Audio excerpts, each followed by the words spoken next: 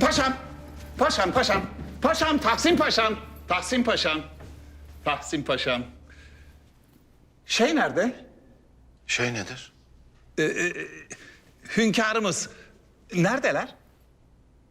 Nerede olduğunu bilmiyorum. Lakin geldiğiniz iyi oldu. Paşalar toplantıya çağrıldı. Siz de buradan ayrılmasanız iyi eder. Tahsin paşam, Tahsin paşam. Şu bizim Sebahattin nerede olduğunu biliyor musunuz? Bir bilginiz, malumatınız var mı? Sizin Sabahattin'i benden sual ediyorsunuz. Anlamadım. Yok. Şu oruç beni sersemletiyor da o bakımdan manasızca konuşuyorum. Mühim bir şey değil. Unutun, unutun. Mahmut Paşam, oruç tutanı ihya eder. Eğer sizi sersemletiyorsa oruçla aranızdaki münasebeti gözden geçirin rica ederim.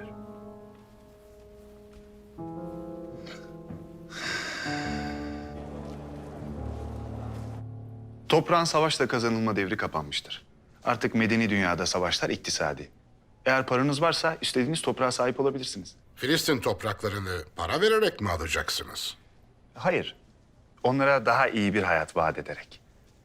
Payitahttan bir avuç toprak vereceğim ve karşılığında uçsuz bucaksız Filistin tarlalarını alacağım.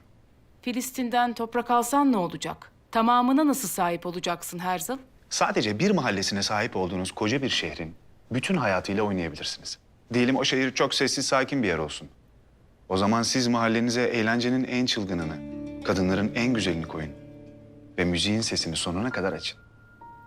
O şehir o mahalleye benzeyecek. Filistin'in ve Kudüs'ün mahallelerinde Yahudiler dolaşmaya başlayacak.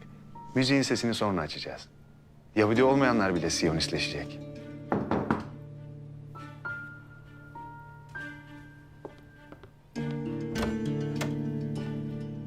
Sabahattin, ne güzel sürpriz. Seninle hususi konuşmalıyım. Rica ederim hazırlan çıkalım. Sebahattin, ne bu hal? Sarayla hususi konuşmalıyım. Mühim mesele. Neymiş bu mesele? Melike. Samir'in kız kardeşi Melike. Çıkalım. Bu Melike abisinin ölüm emrini senin verdiğini biliyor mu? Hayır, her şeyi Hiram'dan biliyor. Hürriyet aşığı Samir'i de boşu boşuna harcadınız ya. Neyse.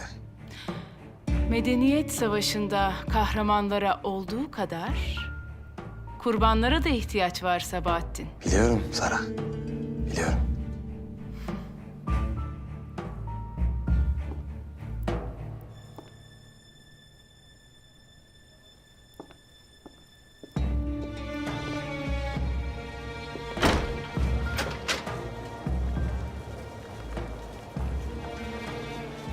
Anlatsana Sabahattin. Gel Sara gel. Anlatacağım. Gel.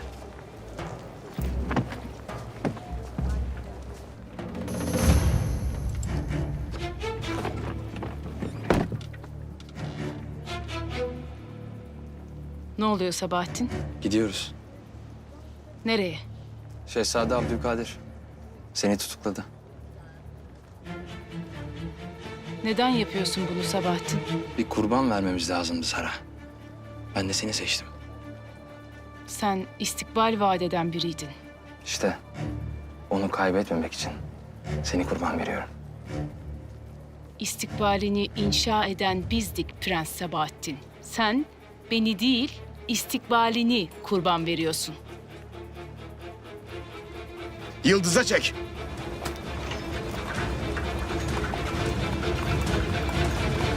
Hünkârım, defteri Hiram'ın elinde gördüm. Tam indireceğim sırada Söğütlü geldi ve mani oldu. Ben emrettim evladım. Hünkârım, Hiram'ı defalarca elimden kaçırdım. Hepsinde bizim merhametimizi kullandı. Lakin şimdi sizin emriniz üzere bıraktım. Mahcubum ve manalandıramıyorum hünkârım. Evladım. Hiram yorgun bir mermidir. O mermiyi sen yordun. Düşeceği yeri biz biliriz. O düştüğü vakit sen de orada olacaksın.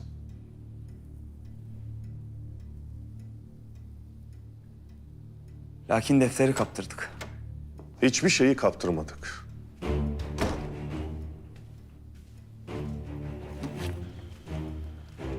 Hiram Vatikan'ın casusudur. Son şifreli konuşmalarında bizimle alakalı bir sırrı saklar. O sırrı öğrenebilmemiz için senin onu öldürmene mani olduk.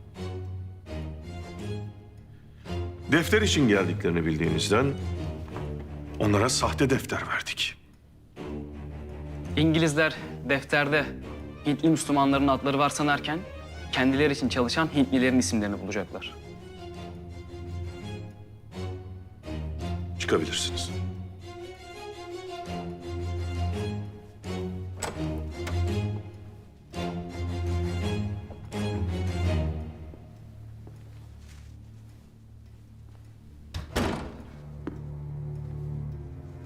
Murad'ı kaçırmaya kim gelmiş paşa?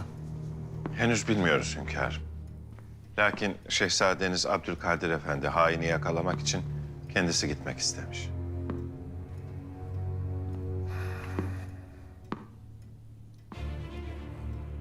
Ne dersin paşa? Şehzademiz Abdülkadir Efendi dedelerinin siyasetini anlamış mıdır? Hakiki bir şehzade olmak için azmeder mi? İnşallah hünkârım, inşallah. Onun adam olmasını çok istiyorum. Çok. Erkan'ı vesvese geliyor.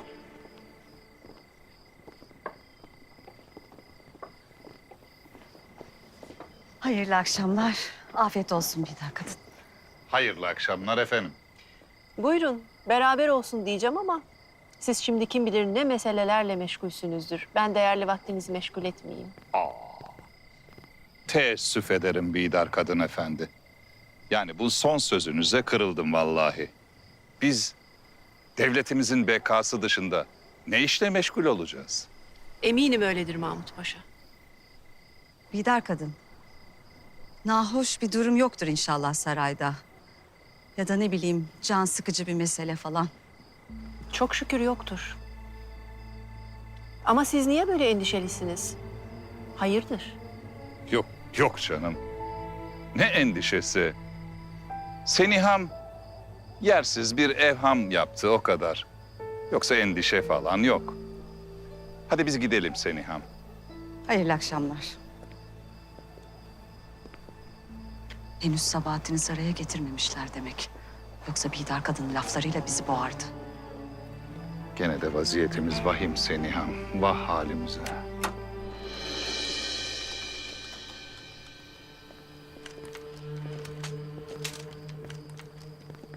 Sabahattin. Fecihat Seniham, fecihat. Bittik biz. Ne oldu? Ben son bir kez elini tutayım. Ne oluyor Mahmut?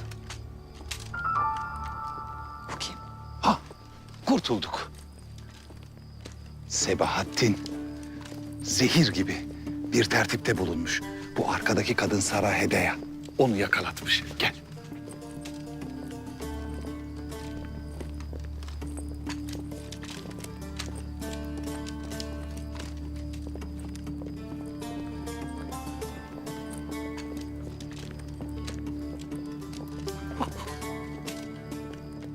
Mahmut Paşam. Mabeyne çağrılıyorsunuz.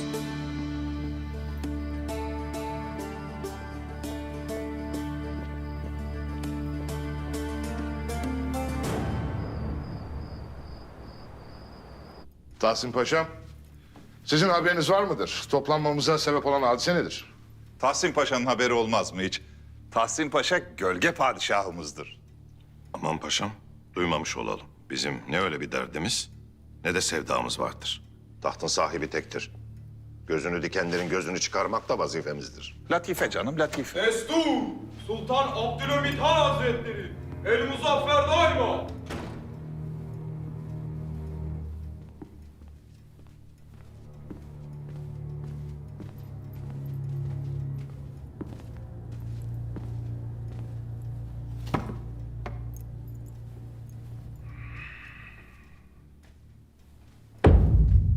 Daima bismillah. Paşalar, demir yolu hamlemizi yeniden başlatıyoruz. Tahsin Paşa, demir yolu için yeterli miktar toplandı mı? Tamamlandı sayılır hünkâr. Maşallah, maşallah. Vazgeçeceğimizi düşündüler. Lakin biz sabit bir yol üzere yürümeye vazifeliyiz. İmanla ve ısrarla, önümüze çıkan manilerle Bismillah çekip mücadele etmeye azimliyiz. Hünkârım, bu demiryolu işini Almanlarla beraber mi yapacağız? Belki. Yarın hem İngiliz hem Alman şirketinin yetkililerini çağıracağız. Bir ihale tertip edeceğiz. Layıkıyla bu yolda kim bize ortak olursa yolumuza onunla devam edeceğiz. Hünkârım daha önce İngilizlerle bir... Hatırlatmanıza lüzum yok paşa. Mehmet Paşa, İngiliz şirketini bu sefer siz temsil edeceksiniz. Mahmut Paşa, siz de Alman şirketini, ilişkileri yürüteceksiniz. Tahsin Paşa, sözleşmeyle alakalı şirket yetkililerini davet ediniz. Emri ferman efendimizindir. Sizler de şahit olunuz paşalar. En ufak bir ihmalde affımız olmayacaktır. Ceza affedilir. Lakin suç affedilmez. Çıkabilirsiniz. Kemalettin ve Tahsin Paşalar kalsınlar.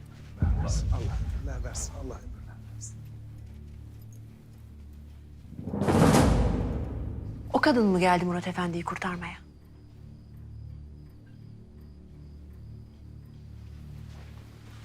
Abdülkadir, eğer üzerinde birazcık hakkın varsa bana doğruyu söyle. Sabahattin.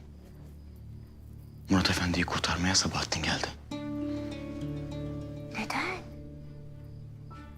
Neden o kadını getirdin öyleyse? Çünkü mesele Sabahattin meselesi değil validem. O sadece bir hürriyetperver. Ama Mahmut Paşa devlet yıkılsın istiyor. Zararın ta kendisi olur. Sabahattin'i seversin bilirim. Ama bu işe duyguların karışmasın Abdülkadir. Eğer bu işle bir alakası olmasaydı oraya gelmezdi. Validem. Bakın bildiğiniz gibi değil. Ne bildiğim gibi değil oğlum. Sen Sabahattin'i babasından farklı mı sanırsın? O vakit bana öyle bir sebep söyle ki bu meseleyi hünkârımız duymasın. Mahmut Paşa'nın ihanetini meydana çıkaracağım. Ama sizden ricam bu meseleyle ilgili benim hamlemi bekleyin. Oynadığın oyun o kadar büyük bir oyun ki eğer sen kaybedersen hep beraber kaybedeceğiz. Merak etmeyin. Bu sefer biz değil. Onlar kaybedecek.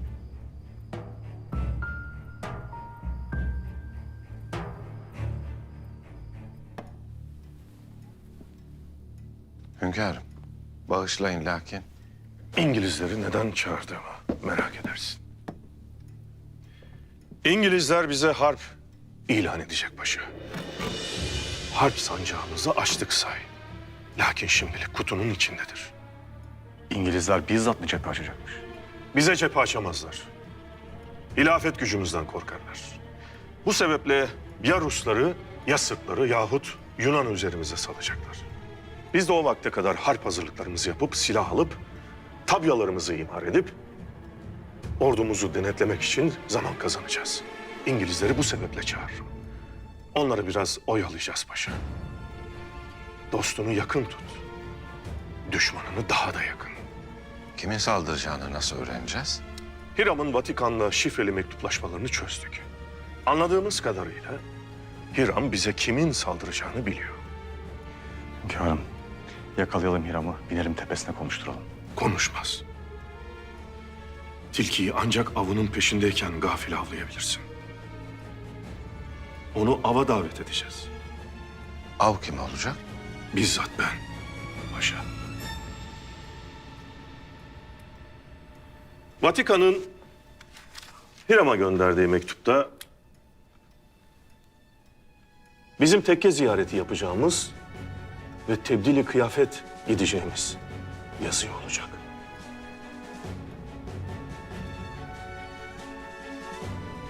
Ama bu suikast emri gibi olur hünkâr. Evladım.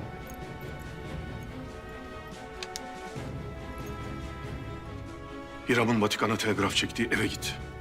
Bizim tertiplediğimiz hatta gir. O hattan bu şifreleri gönder. Hiram onları görecektir ve peşimize düşecektir. Hiram'ın önüne kendimiz atarak mı konuşturacağız? Bize kimin savaşı ilan edeceğini öğrenmemizin başka yolu yok paşa. Avcılar geveze olur.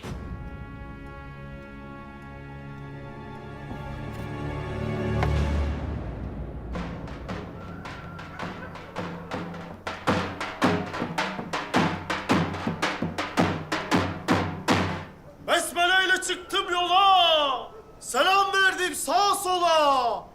Ah benim devletli efendim, Bahti Şerif hayrola.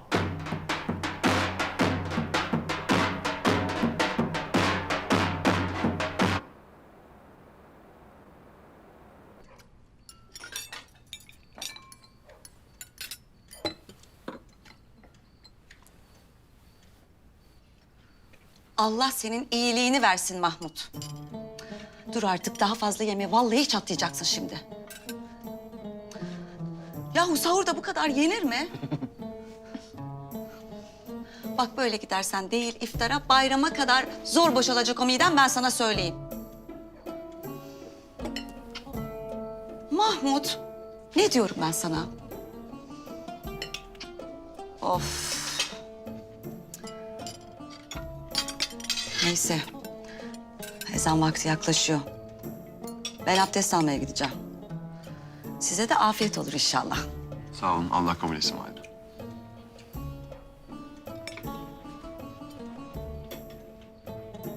Sebahattin.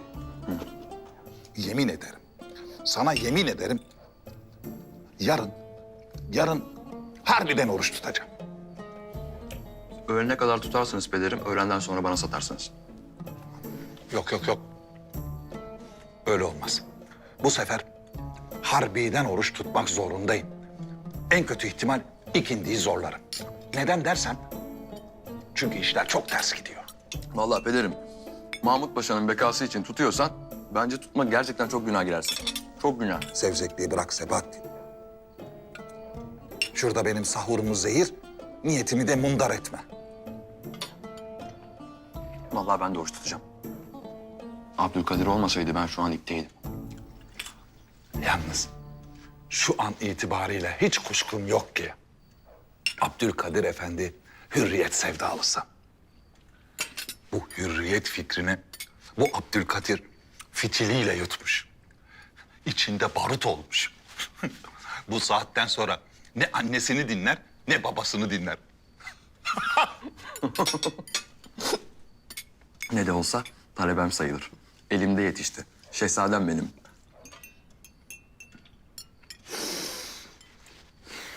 Lakin benim kafamı kurcalayan başka mesele var. Ne? Bu Sarahede'yi bizim sattığımızı Parvus Efendi işitirse işte o zaman işler yaş. Vallahi pederim, bir seçim yapmak zorundaydım.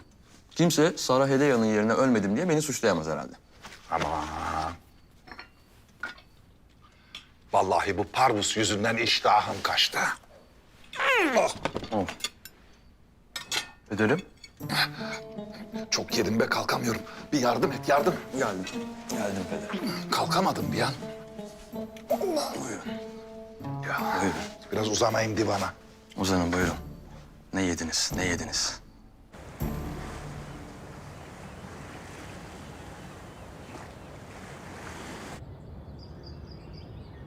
Yine karşılaştık. Sizle yaptığımız muhabbet hoşuma gitti. Devamını yapmak istedim. Maalesef Sara Hanım. Daha mühim işlerimiz var. Sohbet edemeyeceğiz. Murat Efendi'yi neden kaçırmak istediniz? Abdülhamit'ten çok sıkılmıştım. Ciddiyet hayat kurtarır. Sizi Murat Efendi'yi kaçırmaya iten sebepler neler? Neden Murat Efendi'yi kaçırdınız? Sizin yeni sultanınız yapacaktık. Kimlerle işbirliği yaptınız? Mahmut Paşa. Şehzade Abdülkadir. Kemalettin Paşa. Ve siz Tahsin Paşa. Benim işbirliği yaptıklarım buradan kurtulmanın teminatı olacak Tahsin Paşa. O yüzden susacağım. Pek tabii. Mahkemede konuşursunuz. Kemalettin Paşa. Sara Hanım mahkemeye çıkıncaya kadar tutukludur. Osmanlı Devleti'nde sultanı tahttan indirmeye çalışmak suçtur. Cezası da idamdır. Sara Hedeye. Bunu bilin. Mahkemede ona göre savunmanızı yaparsınız.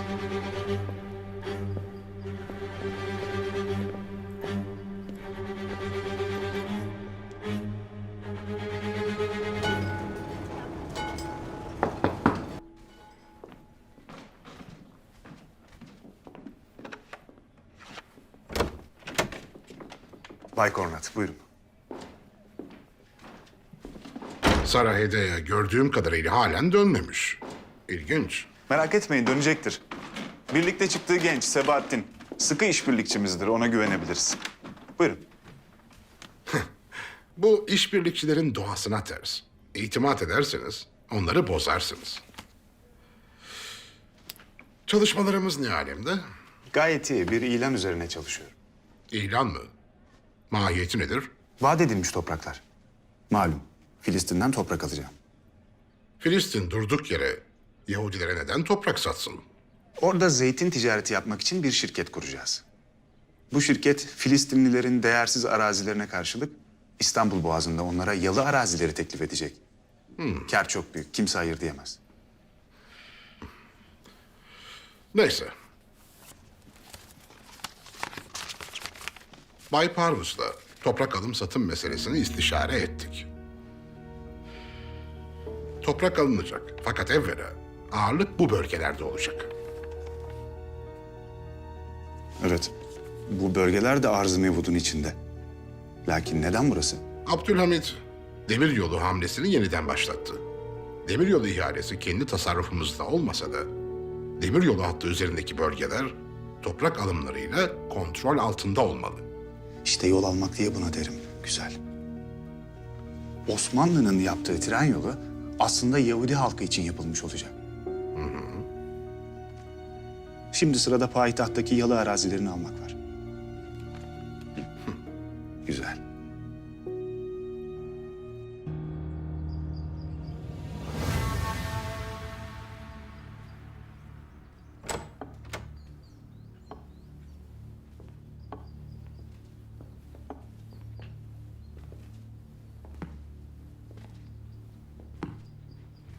Hünkârım, size olan sadakatimi ispatlayabildim mi? İspatladınız. Herzl'la alakalı verdiğiniz istihbarat doğru çıktı. Öyleyse gidebilirim. Hayır. Bana silah lazım. Zarif Efendi. Ne tür silahlar hünkârım? Ağır, hafif. Harp silahı. Sizin Karadeniz'de bulunan geminizdeki silahlardan. Hünkârım, benim gemimdeki silahlar sizin işinize yaramaz. Onlar tabanca falan. Merak ettim, bir harp mi var? Hayret. Sizin gibi bir silah tüccarının bu kokuyu alamaması hayret. Hünkârım, bir harp çıkarsa sizinle çalışacağıma emin olabilirsiniz. Sadece sizinle. Elinizdeki silahların listesini yapın. Yeni silahlar varsa bize sunun. Parasını halledelim, siz de tedarik edin. Çıkabilirsiniz. En kısa zamanda hünkârım. En kısa zamanda.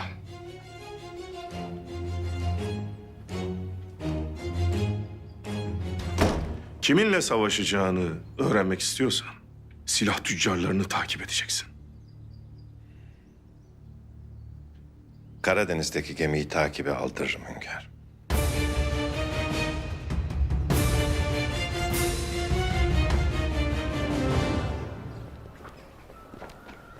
Kemalettin Paşam, hünkârımız telgraf şifresini çözdüyse direkt Vatikan'a mesaj yollasak da oradan beklesek ya cevabı. Olmaz. Diyelim ki biz şifreli mesajı gönderdik Hiram adına. Adamlar Hiram'ın kimin savaş açacağını bildiğini sanıyor. Ne soracağız? Osmanlı ile kim savaşacak diye mi soracağız? Doğru. İnşallah Hiram Alçağı bir an evvel gelir de alır şu telgrafı. Ne yazıyor ki gönderdiğimiz telgrafta? Osman Efendi. Fazla merak hem yaşamak için hem ölmek için yeterli sebep. Değil mi? Hadi hadi.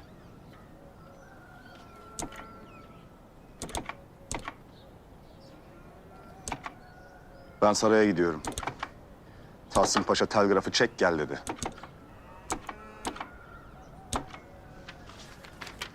Siz de Hiram'ı gözetleyin. Tamamdır paşam.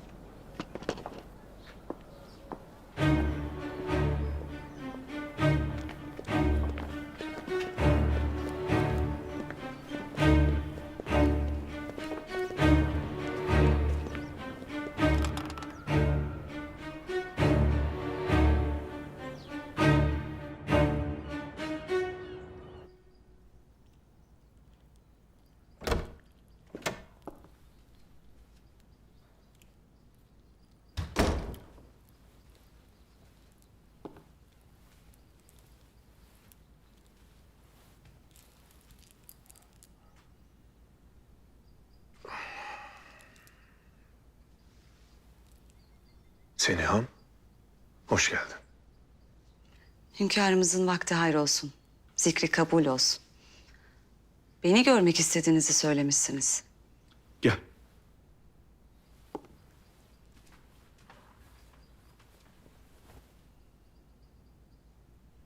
Seninle bir mesele konuşmak isterim. Hatice kızımız nasıllar? Bir sıkıntı yoktur inşallah. Yok. Hayırlı bir mesele. Hatice ve Fehime kızlarımız evlenmek muradıyla buraya geldiler. Doğrudur. Şimdilik tek arzuları bu. Ben derim ki evvela Hatice kızımızı evlendirelim.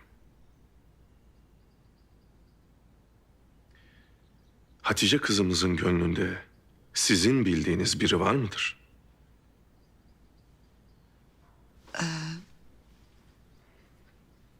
Siz bilmezsiniz lakin ben gönlünde kim olduğunu bilirim. Gidip Hatice kızımıza müjdeyi veriniz. Salona gelsinler. Emredersiniz hünkârım. Emredersiniz.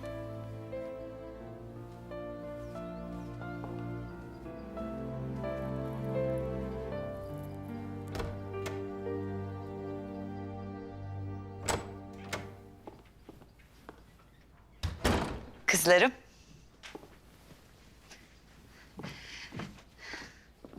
Size büyük bir müjdem var. Ne oldu halacığım? Anlatsana halacığım, ne müjdesi? Hünkârımız beni yanına çağırdı. Ne dedi? Sizi evlendirmek istiyor. Sahi mi halacığım? Öyle kızım. Hatice'm, sen niye sevinmedin bu habere? Bilmem ki hala, kim bilir kiminle evleneceğiz. Hünkârımız münasibini bulur bize. Hünkârımız Hatice'min gönlünde biri var mı diye de sordu ama. Sen de bir şey diyemedin tabii. Ne diyeceksin ki? Diyemedim elbette. Lakin o söyledi. Ne dedin? Ne söyledin? Hatice'm, hünkârımız kemaletini işitmiş besbelli. Ben onun gönlündekini bilirim. Çağırın da muradına ersin dedi. Ne? Muradına ersin dedi. Öyle dedi.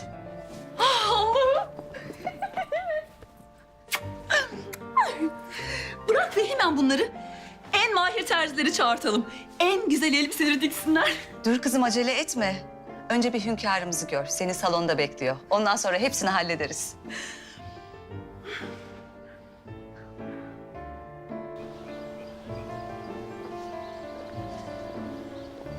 Abin Samer için çok üzgünüm. Allah rahmet eylesin. Amin. Allah razı olsun. Bu koca saray sen yokken zindan dumanı Arsem. Nefesini kaybetmiş bir güvercin gibi yarı ölü bir şekilde yolunu gözledim. Geldim işte şehzadem. Şükür. Çok şükür. Artık seni kaybetmeyi göze alamam. Hep yanımda ol isterim. Ömer Efendi. Şehzadem. Terziye gidecekmişsiniz. Hünkârım beni sizi korumakla görevlendirdi. Hayatımı, kafamı, ruhumu değiştirirken hünkârımız kıyafetlerimizi de değiştirmemizi söyledi. Eşyalar maziyi hatırlatır.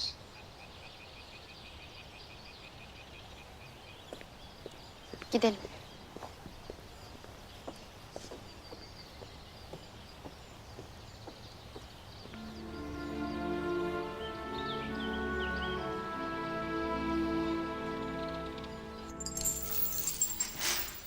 Gel Hürrem gel. Havadisleri dök de neşelenelim. Defteri Ruslara verdim.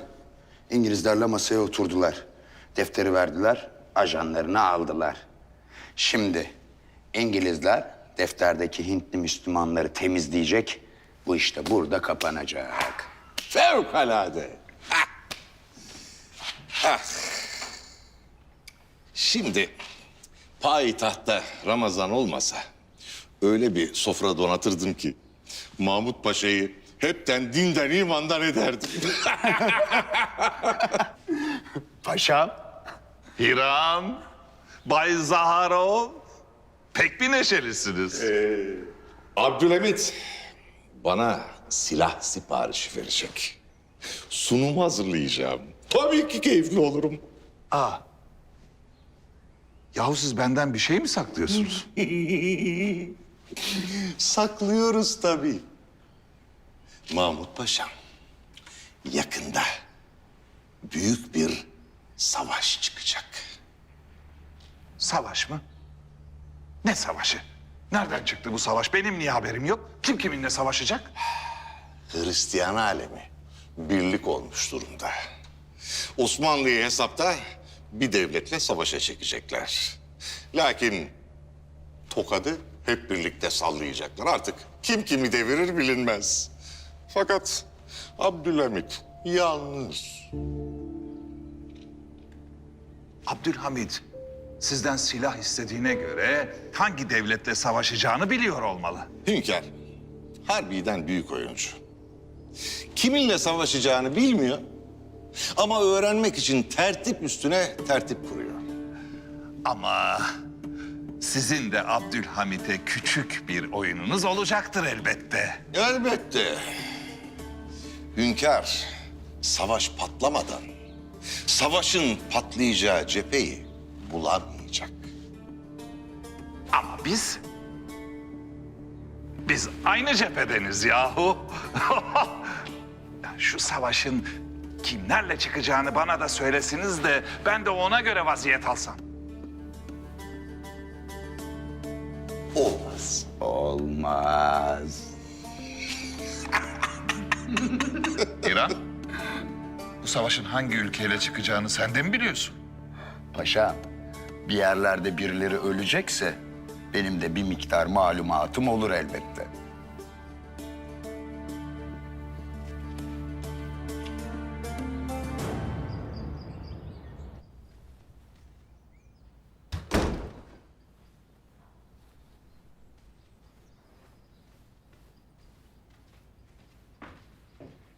Gel kızım.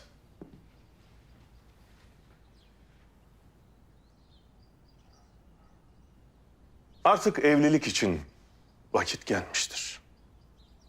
Siz nasıl münasip görürseniz hünkârım. Sizler benim de kızım sayılırsınız. Naime ile birlikte sizin de mürüvvetinizi görmek beni bahtiyar edecektir. Bu aynı zamanda benim vazifemdir. Müteşekkirim hünkârım. İkinizin de gönlündekini bilirim.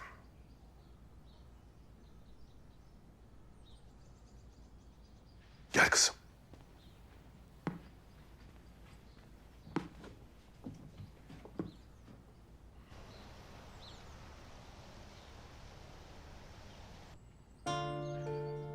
Münasip olduğunu düşünürüm. Fikrini bilmek isterim. Münasip midir? Münasiptir babacığım. Gel kızım.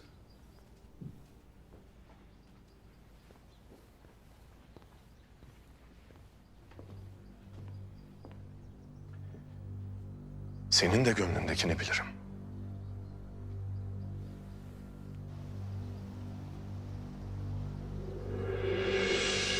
Şurada oturan genç, Kamelya'da. İmanlı bir çocuktur, dürüsttür. Hem bana hem de biraderi Murat'a sadakatle hizmet etmiştir. Hem sen de ona gönlünü açmışsın. Siz bu hanedana yakışır bir damat olursunuz. Allah tamamını erdirsin, mutlu mesut etsin. Kızım, Kemalettin'le düğününü Hatice ile Vasfi'nin düğünüyle beraber yaparız. Bayram bir geçsin, tamamını erdiririz. Çıkabilirsiniz.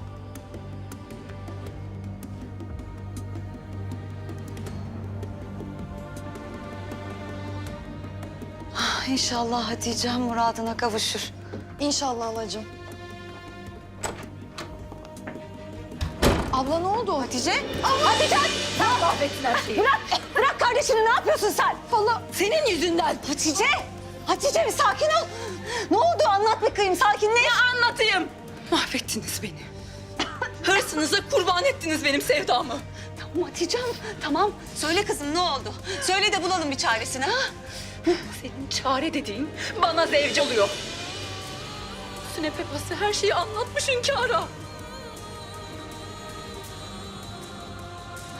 Tamam, tamam kızım. Tamam bir sakin ol önce. Ben gidip Kemalettin'le konuşurum. Ne Kemalettin hala? O Naime ile evleniyor.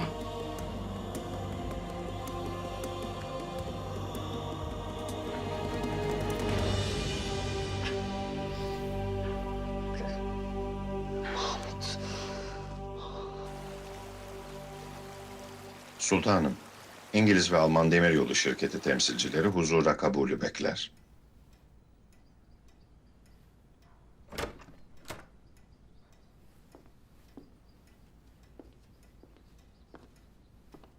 Hünkârım, takdim edeyim. Lord Conrad. Ekselanslarını selamlarım. Hünkârım, Baron Adam Rudolf. Benim için sizin karşınızda olmak çok büyük bir heyecan ekselansları. Siz Şark'ın büyük hükümdarı Sultan Abdülhamit Han'ı hürmetle selamlıyorum. Buyurunuz.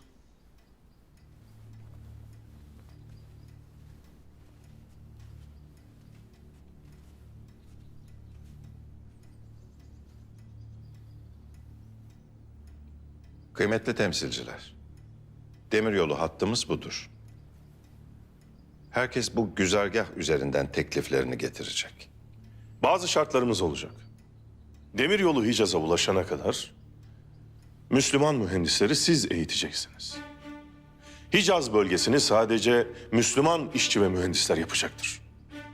Hünkârım, biz Türk mühendisleri yetiştirip işi öğretiriz. Lakin Hicaz'a kadar devam edip işi bitirmeyi isteriz. Maalesef Lord Conrad, harem-i şerife Müslümanların dışındakilerin girmesi yasaktır. Hassasiyetinizi anlıyorum. Tekliflerinizi getirmeden önce son bir şartımız daha olacak. Güzergahı sonradan açıklamak kaydıyla 150 kilometrelik bir hattı işe başlamadan yapmayı kabul edeceksiniz. Ama hattı bilmeden kabul etmemiz zor. Şartlarımız bu. Bay Conrad. Kabul edersiniz ya da etmezsiniz.